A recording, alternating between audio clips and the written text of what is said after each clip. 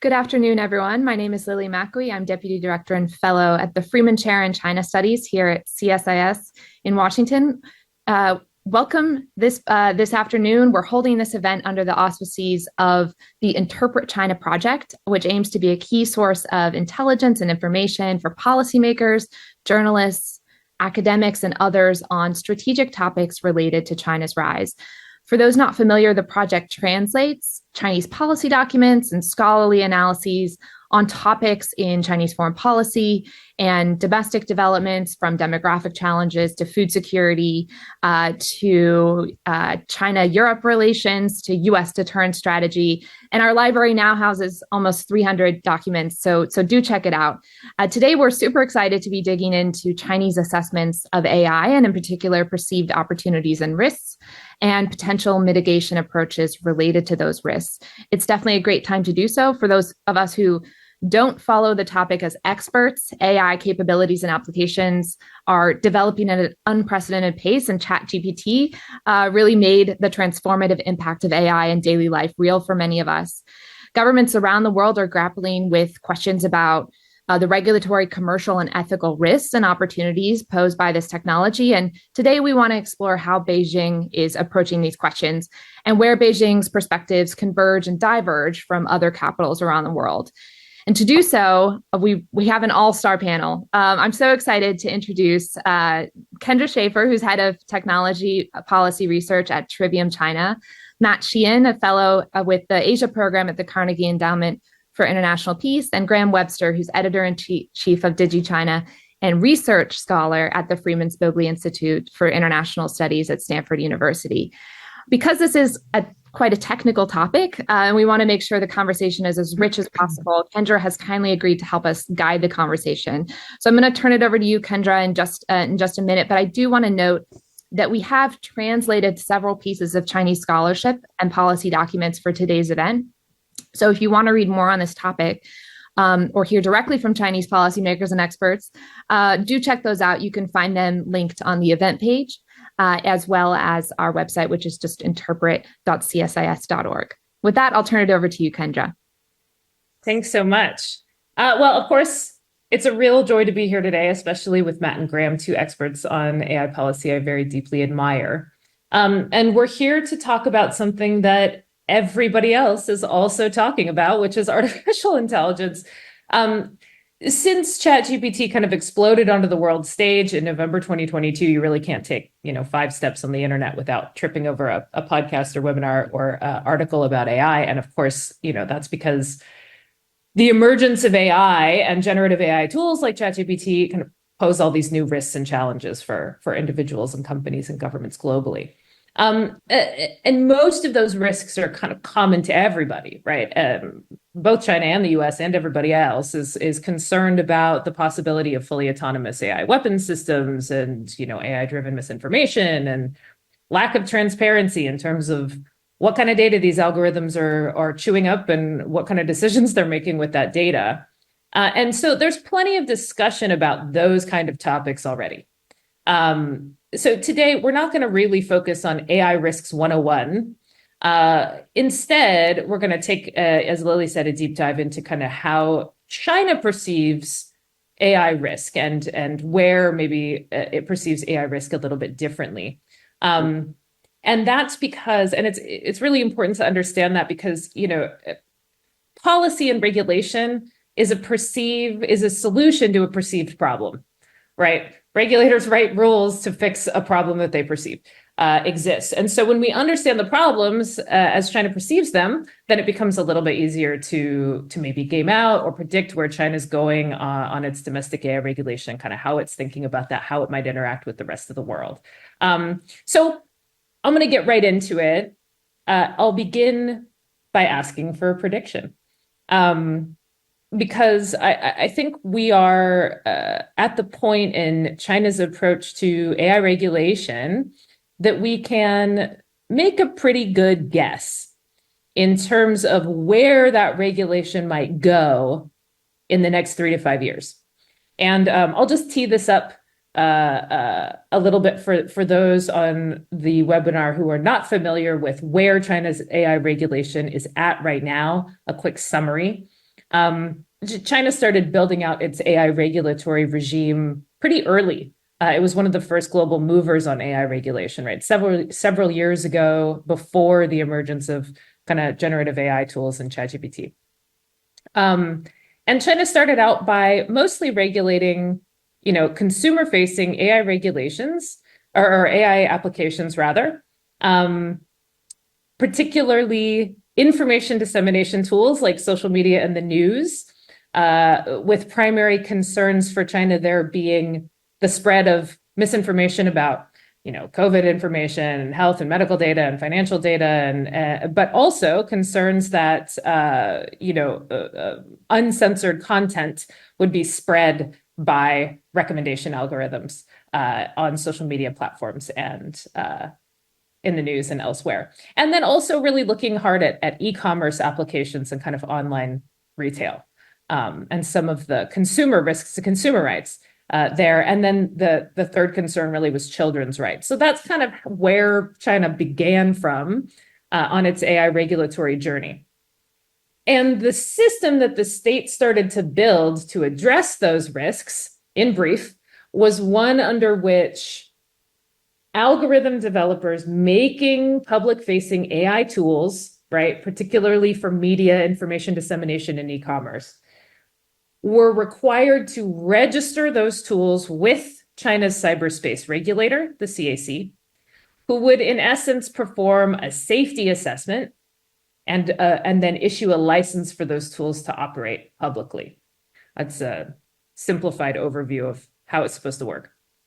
And that system is and was very nascent, right? Regulators still they didn't at the time, and they still really don't know how to assess an algorithm for safety, right? The whole world is trying to figure that out at the moment. But a control mechanism had been put in place where there was a regulatory approval requirement for AI, and particularly AI that could impact the public.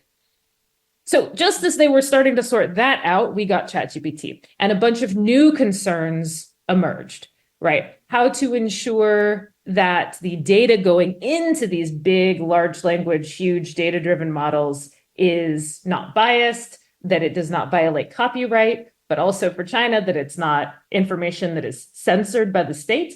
And then also, how do you confirm that the algorithm is not going to generate output that is disallowed, right? So these are some concerns. And just last week, we saw a new document come out, a technical standard, which seemed to indicate that Chinese policymakers are starting to think about how or whether or not AI input training data should be censored, and how to assess whether or not AI output is kind of falling in line with some of these other regulatory requirements. So none of this is firmed up yet, but we've got the framework. And so I'm going to ask Graham and Matt, what is your best guess on what China's AI regulation framework looks like in the next 3 to 5 years? I will start with Graham.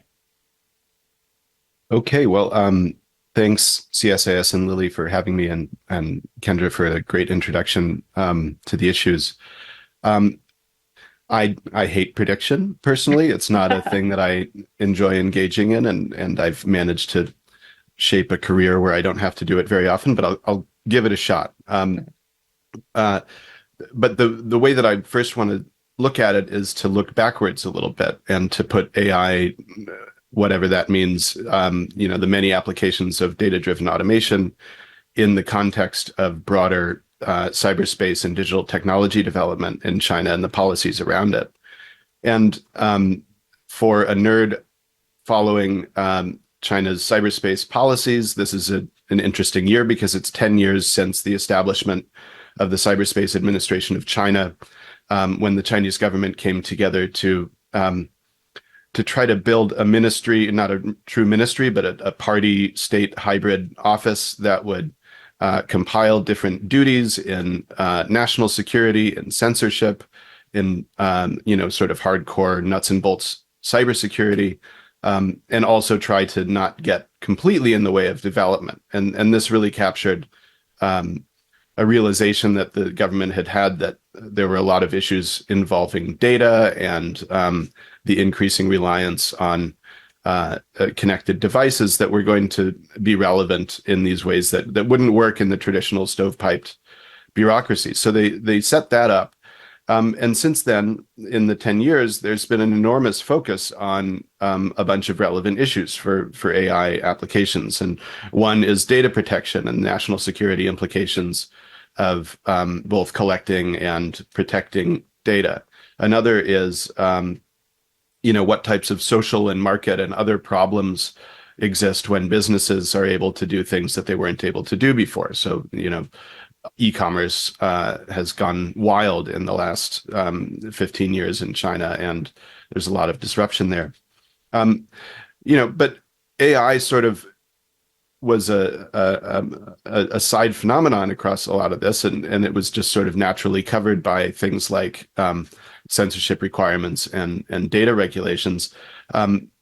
Really until I think an important moment more like 5 years ago, 2017, so more than five, the AI development plan issued by the State Council really captured a lot of ambition. I think this is where we can look for where China's regulation goes forward, because it's fairly consistent with what we've seen.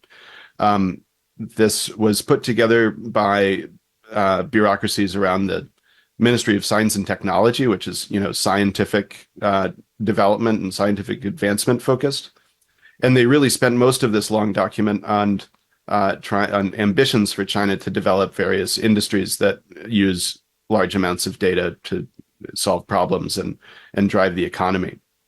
But the tail end of that document was really interesting. It said that we were going to need a bunch of studies on the ethics around using AI, how to deal with the potentials for fraud, what happens when labor gets displaced by automation, how the use of AI bots or whatever it comes to be will affect social norms and the way that people interact, and if there's going to be inequitable effects on people of different groups, the elderly, the young.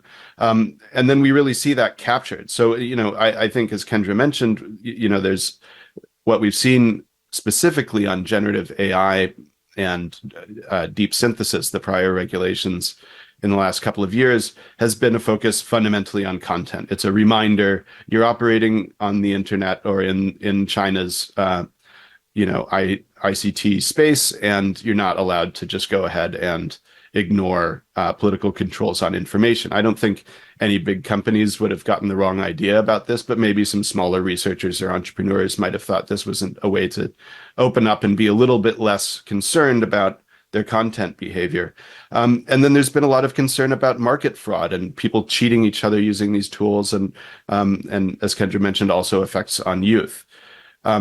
I basically expect this to continue because the regulators don't want to get too in the way of development. They want to see economic vitality come out of this. So they're trying to put up walls only where it's really crucial, in my opinion.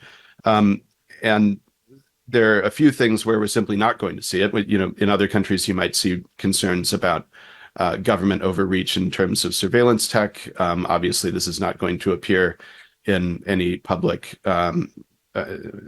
Chinese regulation.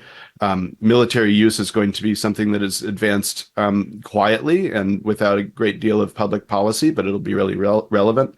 I'll end with one big unknown, which I think is, gets a little more technical, which is I'm really curious to see where the Chinese regulators land on the use of open source models sourced from abroad.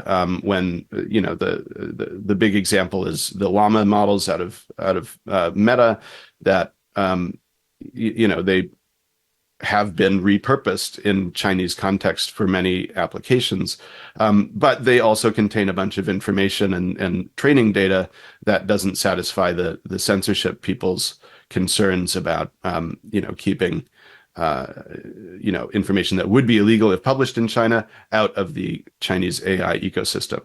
Nonetheless, these models are really powerful. They have a lot of use, and so how the regulators balance that, to me, I think, is an unresolved question, and I sort of suspect they're going to find it hard to just exclude these things as a bright line matter. I know Matt has a lot more knowledge about how that's shaping up right now, but I'll stop there.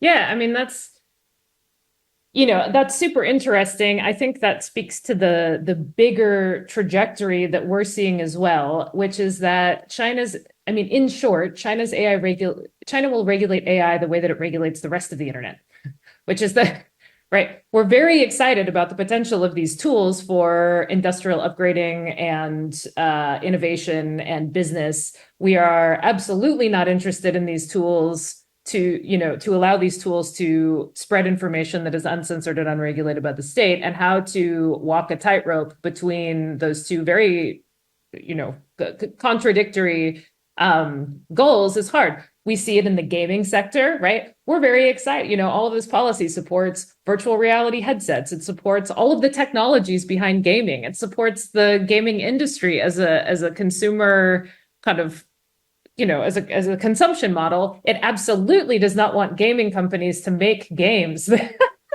that are unregulated by the state, right? And we see the same thing on the internet. We are very excited about the potential for digital technologies, and apps, and e-commerce, and food delivery, and telemedicine. We absolutely are not interested in allowing the unregulated, uncensored, spread of information online. So walking those two, I think you're right to say, if I summed your point up correctly, that walking those two kind of competing desires will be difficult going forward. Okay, Matt, same question. Great, thanks for having me, and thanks, Kendra. I'll identify 3 trends or tensions that I think are present now, and then try to sort of project out where those might be in a few years. So the 3 would be, one, like a big picture rebalancing or shift away from sort of being fully focused on control and swinging back more towards encouraging development. These things are always in tension, and I think over 2023, we saw a pretty marked shift from a totally prioritizing control towards pro-development. So that would be one. Second trend would be about the building out a extensive standards and certification and evaluation system across China's technical bureaucracy for AI that allows these things to be implemented. And then the last trend would be sort of whether or not China's going to get a national AI law.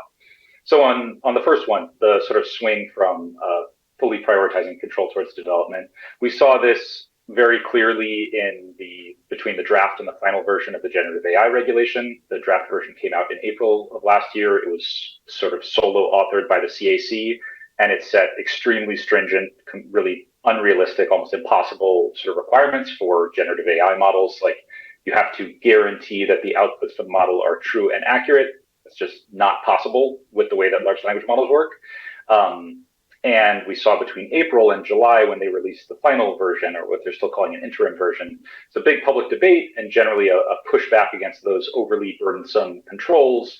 They essentially sort of water down these controls a lot. You don't have to guarantee the outputs are true and accurate. You have to take effective steps to increase the truth and accuracy. They did a bunch of sort of small changes like that in response to public debate and sort of public outcry, maybe it's a little bit strong, but intense policy debates and pushback from the companies about how strict that was. So we saw, I think that was a pretty marked shift, and we've seen this appear in a couple other areas, including non-AI areas, like loosening up the cross-border data law or regulation, stuff like that.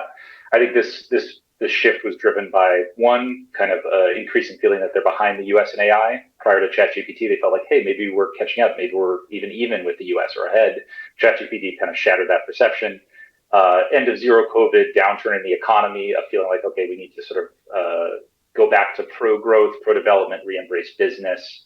And also this kind of bureaucratic tussle between the CAC as the predominant author of that and the previous 2 regulations, and a lot more bureaucracies that are interested in development, like the National Development and Reform Commission or Ministry of Science and Technology, signing on to the final generative AI regulation. So I think that shift is underway, but it's a tentative shift. They're never going to be fully comfortable giving up control over sort of the information environment. And I think the way that they're going to try to thread this needle, they've shifted the balance, but they're going to try to thread the needle, have cake and eat it too, by building out a more sophisticated system of sort of standards and evaluations and sort of detailed compliance for how this works. So Kendra referenced some of this new standard or technical document from TC260. It's a document that essentially says, like, these are the tests that you have to run in order to be compliant with the generative AI regulation. And it gets very in the weeds, very specific, how to test your data sets for compliance. You have to randomly sample 4,000 data points, and 96% of those data points need to be compliant with sort of 4 categories of information, of like political information, bias, anti-monopoly, and I think specialized knowledge. And they have other tests for how to test the model outputs, some stuff on the open source question or foreign models. So I think in essence, like, we're going to keep seeing a major building out of not just that regulation, but a lot of the AI labs are building kind of evaluation and certification systems, like certifying trustworthy financial AI algorithms or financial algorithms, stuff like that.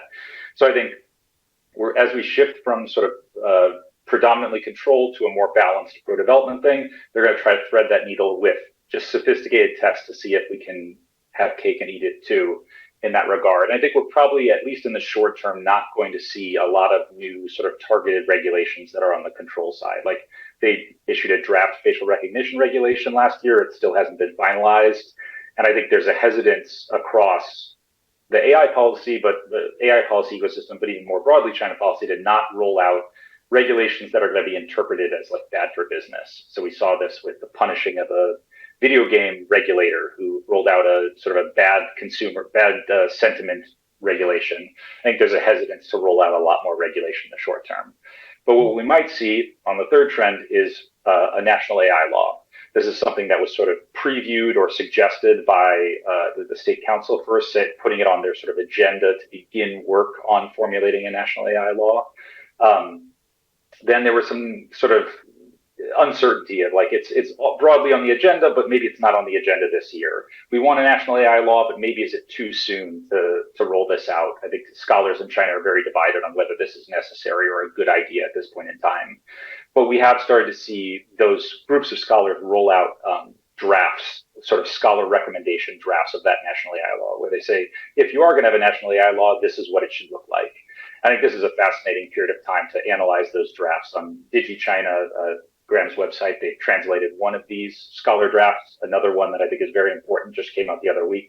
It's not translated yet. I hate to say, check my Twitter thread out, but I did do a Twitter thread on it. But I think basically, probably on the 3 to 5 year scale, we probably are going to see this law. And right now we're watching the policy community debate what should be in it. And we have different ideas out there. I think in the proposal that DigiChina translated, they say we're going to create a sort of centralized AI office, national AI office, as like a centralized regulator. In the new draft, they don't create that. They say we're going to divide responsibilities among the different existing ministries. In the new draft, they say we're going to have the largest models by compute have to adhere to higher standards. Those count as critical AI systems. So essentially, we're just like, it's a very cool moment to be watching this debate play out and trying to then predict like which of these things is going to go forward. So I think broadly, we're looking at a shift towards sort of lighter touch regulation, have cake and eat it too, with very specific technical standards, and then maybe moving towards a national AI law. Cool. Well, you mentioned something that you mentioned that a lot of these regulations are being developed in the context of the broader economic situation, right? This kind of broader social context. Now regulators are kind of staying their hand on AI because of falling foreign direct investment in China, because of a slowing economy, because of, foreign companies and foreign investors starting to wonder whether or not they ought to keep their offices there or diversify because of US-China tension. So there's all this background social noise that's impacting the state of regulation on AI now in China domestically.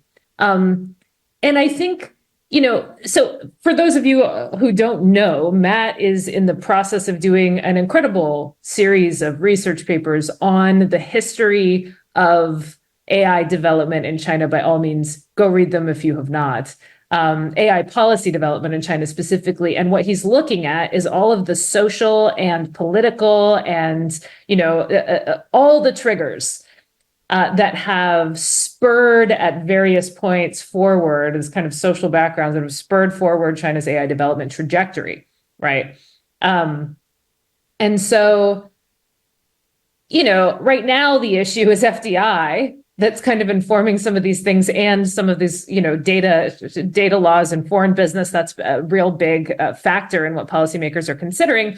But that has not been the case for, since China started thinking about the development of AI and started writing policies and regulations to look at AI. And at each point in that process, there's been kind of a different social context and a kind of a different social backdrop against which those decisions were made. Do you want to maybe talk a little bit about that? What have been some of the kind of big picture contextual issues that have informed the trajectory of this development? Sure. Yeah, I'll try to be brief because I love this stuff and could go on a long time. You got 5 minutes. Yeah. So, 3 regulations so far: regulation on recommendation algorithms, regulation on deep synthesis, which was originally intended as a regulation on deep fakes and kind of got broadened, and then the generative AI regulation. For all 3 of those, like the core motivating issue has been concern about online content. The recommendation algorithm regulation, it was concern about the way recommendation algorithms were sort of disseminating and prioritizing news content. This is, I think the history is very fascinating. It's pretty clear that this was sparked by actually a conflict between ByteDance and the Chinese government back in 2017, when Chinese government, Toutiao, the first ByteDance app to make it really big, was sort of pushing content to users on the basis of what those users wanted. It was an algorithm, a personalization algorithm. Chinese government didn't like that, and sort of the ByteDance founder, Zhang Yiming, was maybe defiant is too strong a word, but he basically said publicly, like, it's not our job to inculcate ideology in anybody. Like, we give people what they want. And that led to a pretty intense conflict and backlash from CCP, the People's Daily, that led them to say we need to regulate recommendation algorithms and we need to create a way to sort of intervene and make sure that the top political stories, from our perspective, are prioritized and are pushed out to people. So that was kind of the spark of that regulation with deepfakes. I mean, sorry to cut you off, but I find that fascinating because I don't think that that's a follow-on from old internet regulations. I mean, I don't think that people realize that on the Chinese internet, if you have a news site, there are regulations about where the 3 top news stories related to politics have to be in your interface. They have to be at the top, usually in the top right-hand corner, no matter what your webpage is about. Right, there's a kind of a regulation in terms of the ranked order of news that you display. You must show the top 3 things from People's Daily in this particular order on your news interface. Yeah, that's an old regulation, but then AI kind of upended that by making those kind of choices itself, and it was so dynamic and fast moving, and it was responding to what people were clicking on, the way that YouTube does now, or the way that and the party was like, no. And so, they came in with this regulation. I find that fascinating. Sorry, please continue. Yeah, no, absolutely. It's like the algorithmic feed took away the kind of like very static web page, these are the stories. Yeah. So we have this in other contexts. The deep synthesis regulation was prompted by concerns. There was a popular sort of face swapping thing that went on online. They had a big backlash against that. They were concerned about also like political, deep fakes. There was actually a Jordan Peele and BuzzFeed did this kind of Obama deepfake situation as almost like a public service announcement. That very much made it into like the Chinese discourse about deepfakes and affected it. So in all 3, we have this like central preoccupation with content online. And then you just have all these other concerns that kind of get tacked onto it as it goes. So the regulators who are concerned about anti-monopoly stuff, they tacked on anti-monopoly provisions to the recommendation algorithm, saying your algorithm cannot just sort of recommend your own platform's content. You have to do monopolistic behavior. There were labor provisions tacked on, saying if your content is sort of if your algorithm is deciding the schedules and the pay for delivery workers, gig workers, it needs to protect their basic rights, etc. And kind of all 3 of the regulations have had an element of this, where the core through line is this online content concern, but then it goes through a wider Chinese sort of policy ecosystem where other people get their concerns written into it in that way. And it's kind of how the sausage has gotten made on AI regulation so far. And it's kind of like I always say this. I'm sure anybody who's heard me talk has heard me say it. So sorry to sound like a broken record, but I always say that it's like the sweet and sour of China tech policy, right? It's like on the one hand, a lot of these protections have been based on genuine consumer, serious and consumer rights issues, labor rights issues, anti-monopoly issues, issues that the US and the EU are currently trying to deal with in terms of big tech, right? And are struggling to do so. And then on the other side of that, consideration spectrum is censorship, right? That becomes one of them, and the flow of information and how that information is disseminated. So it's this really interesting mix. I think people tend to throw the baby out with the bathwater. They see the censorship regulations and they go, this whole policy doesn't make any sense and we should, kind of throw it in the garbage and who cares what China's doing. But actually the other side of that regulatory spectrum, I think China's also addressing a lot of the things that, China's an interesting use case for addressing a lot of those same social issues. Absolutely. And even if we kind of ignore the content of the regulations, like the structure, I think we can learn from the structure of them.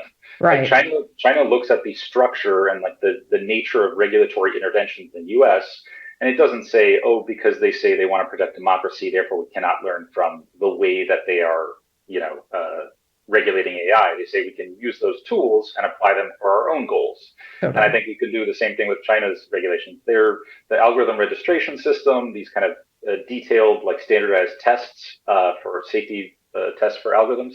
That's something we can learn from, and we can apply it to achieving our own goals. The tools are, in some cases, value neutral. Sometimes they lean a certain way, and they're useful for certain things. But I think there's a lot to learn from in terms of the structure and the tools that they've created. Well, Graham, do you want to talk a little bit about social context issues there? I'll give a little comment here. What Matt laid out was really very thorough and covers a lot of it. I think one other area to think about is just in terms of what triggers Chinese government regulations of AI. To a certain extent, and these technologies, of course, are happening and developing in China, and certainly with the examples like ByteDance's, content algorithms, there are, while the idea of an addictive feed is not unique to China, they really nailed it in a way that hadn't taken over people's minds and time in the same way. At the same time, the techniques themselves and the sort of social context that comes with them are things that are evolving in combination with global trends. So, there are a ton of great fundamental AI researchers in China, but they're part of a global community. And so the breakthroughs in things like deep learning that led to the kind of previous AI hype cycle in Chinese regulation around 2017, that was very much a global event. The other thing that's global about this is that when Chinese regulators, scholars, people in the NPC system, people in the state council ministries look at how to build laws and regulations, they're not just looking at Chinese social context. The great example is the Personal Information Protection Law, which is China's primary personal data protection regulation. It came into effect in 2021, and it's impossible to read this if you're a sort of data law person and not recognize the influence of the GDPR, the General Data Protection Regulation in Europe. They're not bashful about this. The idea is to build a regulatory system that takes best practices that they've seen elsewhere, adapts them to China's context, and also through a sort of regulatory isomorphism, maybe you could have smoother international commerce across similar regimes. And these are all things that are at front of mind. And I think that pattern has been displayed heavily in the AI regulatory space, where, back in 2017 with the new generation AI development plan, the concerns that I said were sort of at the bottom after all of the hype about what we're going to develop, really reflected a lot of what at the time was the sort of global state of the art of what should we be worried about as deep learning and large data driven machine learning systems take off. So, there's a ton of domestic context. I think, there's there's hopes and dreams for what AI can do that are related to China's own economic challenges, and certainly the demographic shift is a huge factor there, with an aging population and job troubles for young folks. But yeah, I just wanted to toss in that global point because what the sort of unfortunately, and maybe we're doing a little bit of work on this here today. The implication is that while China looks abroad and tries to come up with ideas that take the best from everywhere and adds their own, not too many global regulatory systems are looking at China because it's easily dismissed as an authoritarian system or one that simply isn't going to protect human rights. And of course, that's true. You're not going to look to China in a democracy for for regulating the police and the security services. That would not be compatible. But when it comes to market regulation and figuring out how to focus on which types of algorithms and which types of uses have which types of social risks, there's a lot of really interesting and hard thinking happening in the Chinese system that I think people can learn from around the world. Yeah, I mean, we also saw, I mean, anybody who studies this saw that when China was writing their personal information protection law, most of the policy conversation in China pointed to the EU. They were going, look what the GDPR says, let's study the GDPR. How did they do it with the GDPR? I mean, that was almost every kind of debate was about that. And then, and the rationale was, we don't want to get locked out of global data flows by making some kind of data regulatory regime that is so out of step with what everybody else is doing that we cannot trade in a digital future with other countries. And as Matt kind of raised earlier, they've also shown that when they do kind of impose cross-border data rules that are perhaps too strict and make it difficult for trade to happen, as they did over the last couple of years, they will roll those back, as they did over the last couple of weeks, to make it easier to kind of lock into, hopefully, right? That's the ambition, to kind of not lock themselves out of the global trade environment.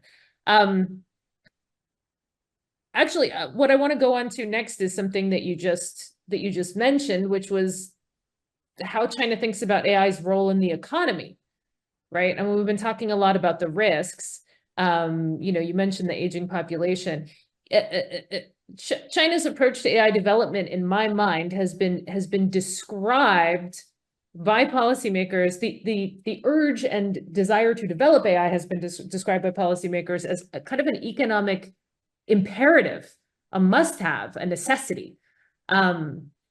Over the last couple of weeks, especially since the 2 sessions, China's largest annual legislative meeting, which happened a few weeks ago, we've seen policymakers start to use a new kind of economic catchphrase called, translated as new productive forces, or new quality productive forces, is translated in both ways.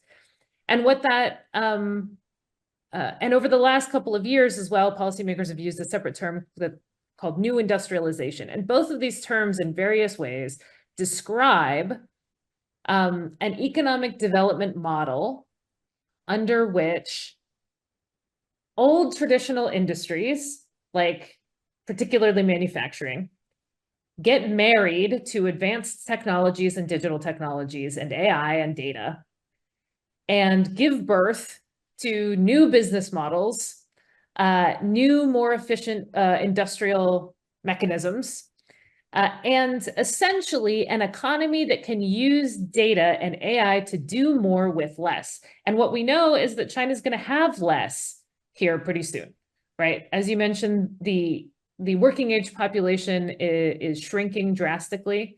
I think something like 30%, 35% of Chinese adults will be over the age of 65 by 2040, right? Right now, that number is at like 15%, right? You're going to have a massive increase in the number of retired individuals and a much smaller working age population.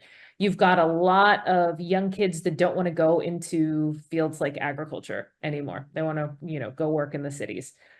You've got a slowing economy overall, right? China, the days of double-digit growth are behind us, double-digit economic growth. And now, China's still growing, but in the 5%, in the 2 to 5%. and not in the 10 to 12% anymore. So the answer that policymakers seem to have come up with as a solution to this problem, I mean, I see Chinese policy as very, very kind of, in some ways, utopian techno-futurist, where the answer to a lot of these problems is maybe naively and maybe in a lot of ways, you know, with a lot of foresight, is technology. We've got to develop AI because AI is what's going to make our economy, you know, make this growth model work, even though all these other economic indicators are kind of slowing down, right? The chart line is trending down, but AI can keep that line going up if we implement it correctly and develop it correctly. So we've got on one side a very serious economic imperative to develop AI and a very serious policy rationale that seems to underscore this idea that, listen, AI is critical to our economic development. AI is the part of the engine that's going to keep us going forward and keep that momentum rolling. And then on the other hand, you have all of these more medium-term, short-term kind of imperatives to control the information environment and slow AI's role and, you know, maybe take a more restrictive look at, you know, some of those, although some of those regulations only technically tackle the information environment, as we've seen in the past, regulations that squash growth in the information environment tends to roll out to other sectors of digital technology. So how do you guys see that contradiction squared? Graham, how does China kind of walk that line between, you know, developing economic growth and... Yeah, I mean, well, again, I guess I'm sort of in this historical reminiscing mood, but it's continuous with something that we've been seeing, especially since the beginning of the internet in China, which, similar to some of the most eye-catching AI applications that we have today, was something that came from abroad. I mean, the internet started in the United States. It was not allowed to be installed early in China. It sort of came slowly to life in the late 1990s when it was already a pretty big phenomenon in many other countries.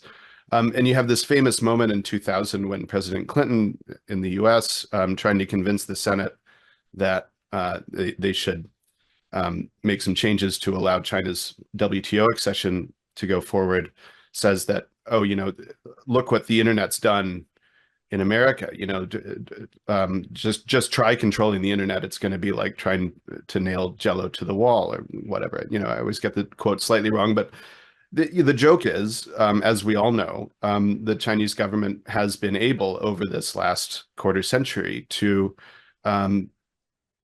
carefully, moment by moment, you know, year by year, promote the growth of internet use and connectivity and also control it where they need to. And sometimes the control turns out to be too much for some purposes, and sometimes it turns out to be too little for some purposes, and they adjust. And so there's while there was this dream 25 years ago, especially among some cyber utopians, but apparently some of them were in the White House, that the internet was going to bring freedom, you know, out of the spout of a fiber optic cable. It turns out that it's a multi-use tool. And this has been very continuous. So you see that sort of, I don't find the Chinese government to be particularly challenged by this. This is just their mode of installing technology. And when you have a multi-use technology, they wish to capture its benefits for society and for the party state, while controlling the dangers both to society and to one-party rule. So, you know, this all leads up to, you know, 10 or 15 years ago, we had Internet Plus, which was the then Premier Li Keqiang's idea about how the internet would be added to every industry. So this is, you know, we have this sort of history of this type of rhetoric. I think there are some special things about the deep learning and large language model era of AI. One is, and for whatever reason, I have the demographic shift very much on my mind. So I'll just say a few things about that, and then we can move on. But this means that there are going to be fewer in the working population compared to in the retired population. That means that to maintain economic standards and growth, labor productivity has to increase. Well, a few years ago, the Chinese government added officially data as a factor of production alongside the normal ones, which include labor and land, and I always forget the other ones, but capital and technology. Yeah, these types of things. And so, but if you start thinking about labor combined with data, the combining, productive enhancing effect is the tool is basically AI. And the dream is that this will work, and we don't know yet. I mean, it also comes with this sort of downside in many economies where certain types of labor gets displaced. But if you're running out of labor, maybe that's okay.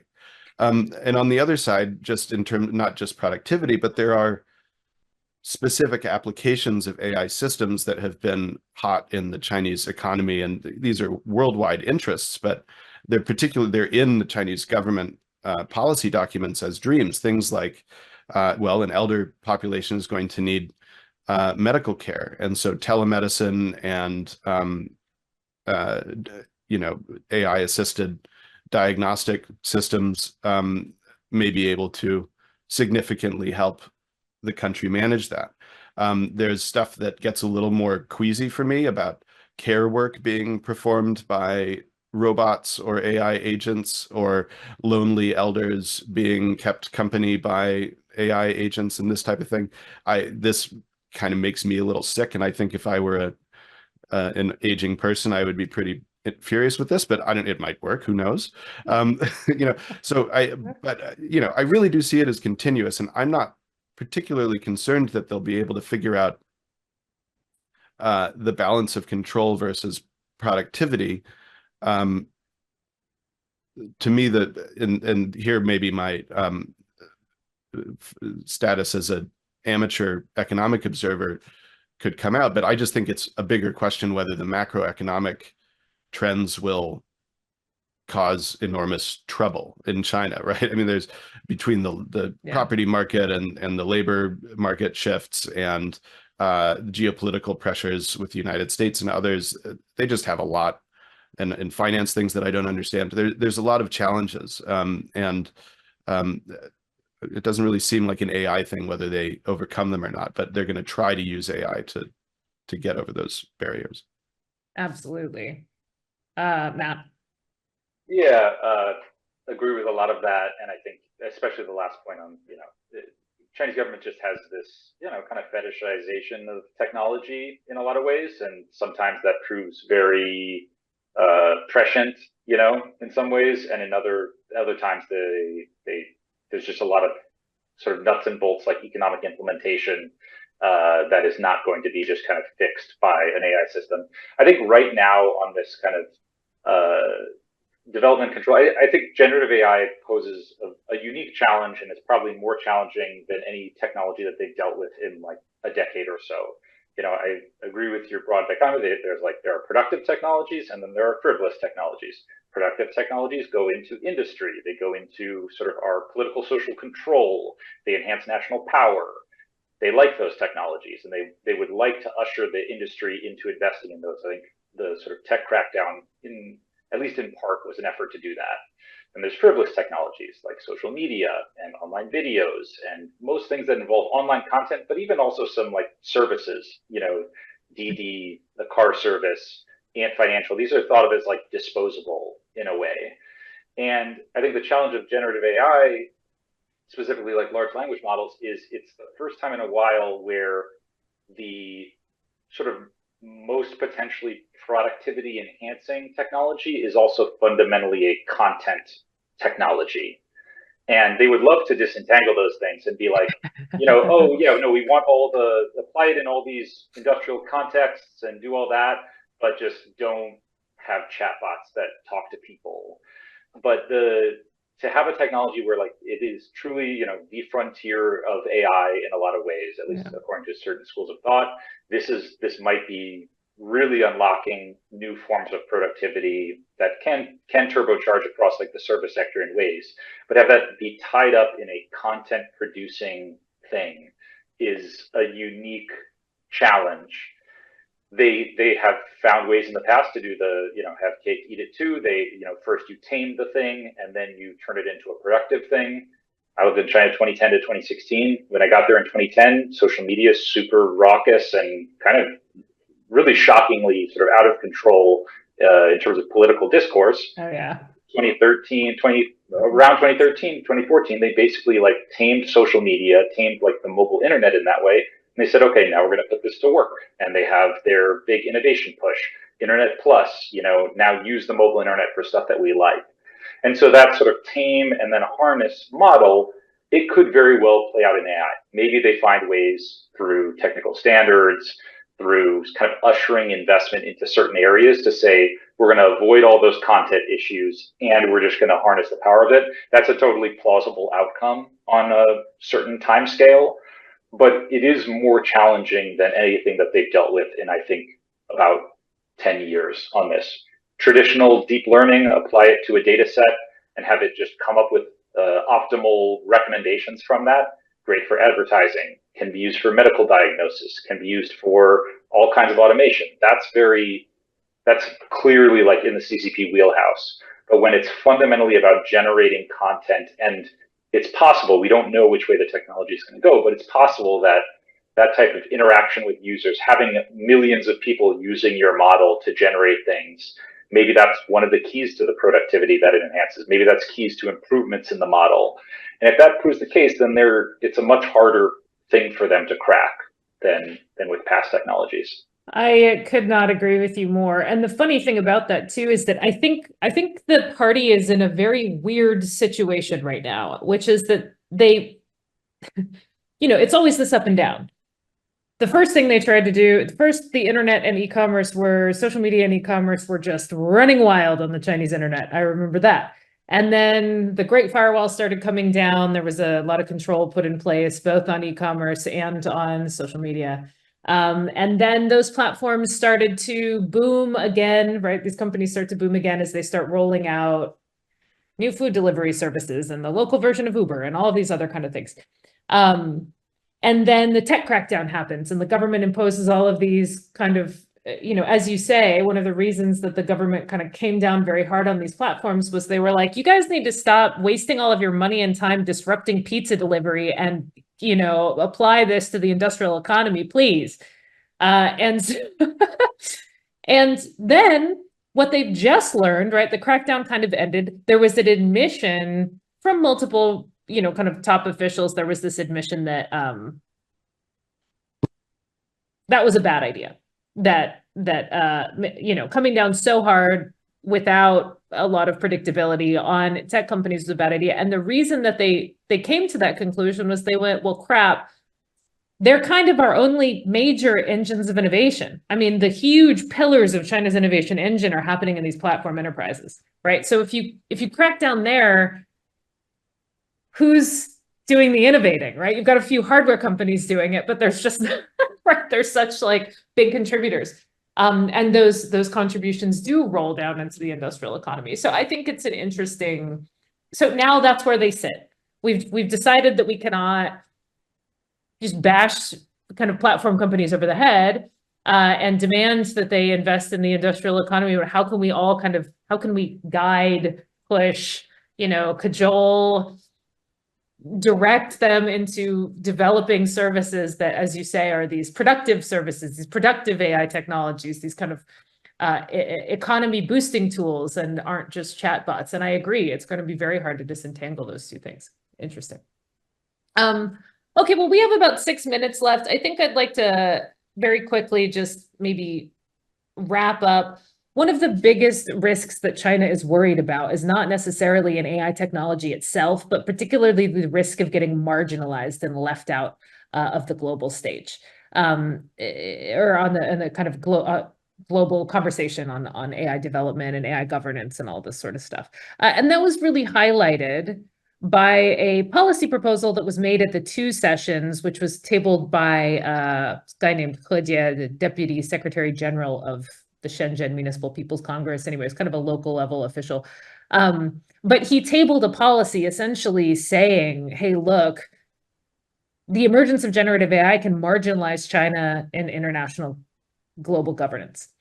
And the solution that he presented to that was that, in the short term, China should vigorously get involved in international AI governance fora, as wherever and however they can.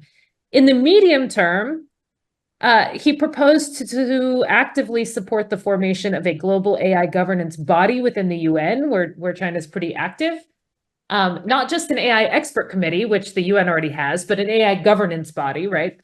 And then in the long term, he had a really interesting suggestion. He essentially said, we also think over the long term, maybe I'm going to actually read his quote here.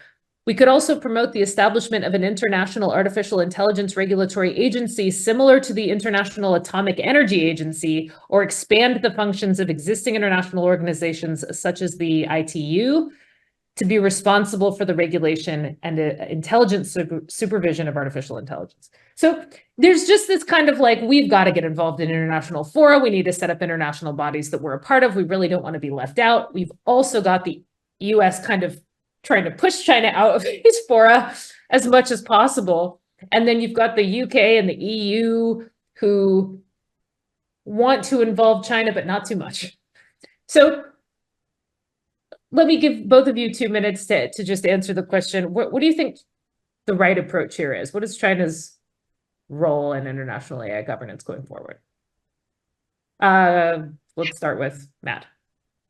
I think the right approach is to really scope down what we mean by international AI governance and focus on the few areas where it's actually necessary for countries to interact and engage. I think there's a lot in a lot of these sort of international efforts from different either international bodies or industry groups saying, oh, we're going to have a comprehensive international governance, and we're going to deal with labor, and we're going to deal with information, veracity of information, deep fakes, and all this stuff. And it's like, actually, I think the vast majority of those things are just going to be dealt with on a national level. We're not going to agree to help out laborers in other countries until we take care of laborers in the US. Whether that might not be the right thing to do, but I think that's what we are going to do. And the same is true, like the information controls, it's so nuanced across context, like how each country deals with its own domestic internet is very, very different. And so I'd say just limit to like transnational, mostly sort of safety oriented issues. That could be, if say GPT-6 is able to generate very dangerous malware, how do you make sure that a model of that power is not sort of freely available, the weights are not freely available on the internet for anybody to use? There's longer term questions around AI safety of like the largest and most powerful models themselves. I think military AI issues would, to a certain extent, fall into this, although that's also going to be a highly competitive area. But just scope down. Don't try to engage with China or really many other countries on trying to sort of boil the ocean on a bunch of issues that fundamentally are going to be national at the end of the day. Focus on a very narrow bore set of transnational, international issues, and then work from there. Because there actually is potential agreement. Yeah, China is going to use AI to build cyber weapons against the US. We're going to use AI to build cyber weapons against them, but it's in both of our interests not to have those just freely available to non-state actors. So look for those areas and then try to make something happen. Cool. Graham, you want to take us home for 60 seconds? Okay. Well, I'll end with, I guess it's just a little bit of a note of skepticism. I think international governance of AI, what Matt said about keeping it narrow is very much in my aligns with my view, but I'm just skeptical that we're going to be able to see states get together and do things of substance in time for the implications to be captured. And I think people ought to try, and I think that China shouldn't try to exclude the US and others, and the US and others shouldn't try to exclude China because they are in this together very much. But I'm skeptical about process. I hope they will keep working on it. The big, floating question out there is that makes things very dual/omni use or very much has implications that cross borders is if you have the emergence of artificial general intelligence, about which I have no qualifications to predict whether this is likely to happen. I tend to be skeptical of tech hype, but maybe, then it just isn't going to be a nation-sized challenge. It's a global challenge, like it or not. I don't necessarily think that we're set up to meet that challenge if it happens, but it would be nice if people would try. Awesome. Lily, back over to you. Wonderful. Thank you so much, Kendra, for guiding us through today. I'm so grateful. And Matt and Graham and Kendra, all your contributions were so helpful for me personally to understand some of the evolving risk perceptions and regulatory landscape for AI in China. I learned a lot from this tension you were discussing between the techno-utopian vision, seeing the rapid development of AI and AI technologies and applications is important given those major macroeconomic challenges China's dealing with, and as well as the competitive aspect too, in terms of competition with the United States on the one hand, and then ensuring development is consistent with state imperatives to control the information environment on the other. And I found it very interesting as well how you noted we've seen this tension in the case of internet regulation, the meaningful role that ChatGPT played in kind of illuminating that tension, both illuminating the broader set of risks of generative AI on the one hand, and then on the other hand, confirming that this is a competitive race. And in the last year, Matt, you mentioned we've seen this rebalancing away from being fully focused on control to swinging more towards encouraging development. And then finally, how the particularities of AI specifically in terms of the technology, make it very difficult to walk this tightrope between, productivity and control.